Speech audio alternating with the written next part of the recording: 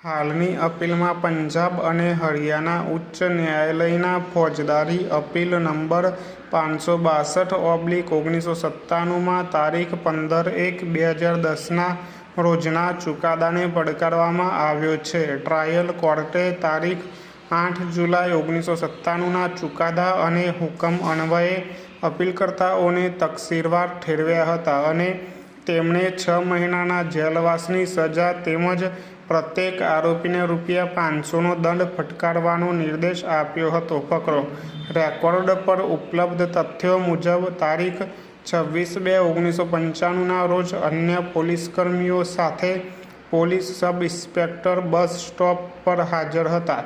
તેમને ગુપ્ત માહિતી મળી હતી કે અપીલકર્તાઓ ગેસ સિલિન્ડર કાળાબજારમાં વેચાણ કરી રહ્યા હતા. તેઓ ₹102 (102) ના નિર્ધારિત દરને બદલે ₹250 વસૂલી રહ્યા હતા. HR 05A4918 નંબર ધરાવતી તેમની ટ્રક ઓટો વર્કશોપની સામે પાર્ક કરેલી હતી. માહિતી વિશ્વસનીય હોવાનું જણાતા FIR નોંધવામાં આવી હતી અને પોલીસ અધિકારીઓ ઘટના સ્થળે પહોંચ્યા અને આરોપીઓની અટકાયત કરી હતી. તેમને કસ્ટડીમાં લેવામાં આવ્યા હતા. ટ્રાયલ કોર્ટ સમક્ષ રજૂ કરાયેલા પુરાવાઓમાં કોઈ પણ સ્વતંત્ર સાક્ષી કે કાળાબજારમાં સિલિન્ડરના કથિત ખરીદદારોએ ફરિયાદ પક્ષના કેસને ટેકો આપ્યો ન હતો. માત્ર 2 સાક્ષીઓ કે જેઓ અધિકારીઓ હતા તેમણે ફરિયાદ પક્ષની તરફેણમાં જુબાની આપી હતી. ફકરો: માત્ર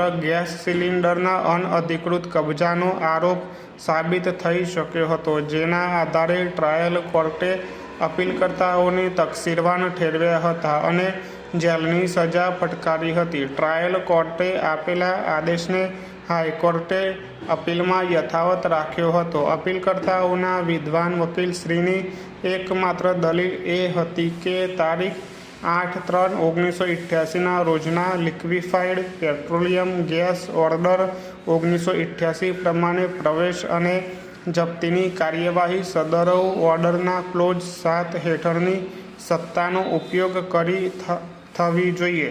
જ્યારે અધિકારી પાસે તેવું માનવાને કારણ હોય કે કોઈક જહાજ કે વાહનનો ઉપયોગ સદરવ ઓર્ડરના ઉલ્લંઘનમાં થયો છે કે થવાનો છે, તો સદરવ ઓર્ડરનો ક્લોઝ 7 અમુક વ્યક્તિઓને તેને રોકવાની સત્તા આપે છે. ફકરો: સદરવ ઓર્ડરનો ક્લોઝ 3 ગેસ સિલિન્ડર ગેરકાયદેસર રીતે કબજામાં રાખવા પર પ્રતિબંધ મૂકે છે.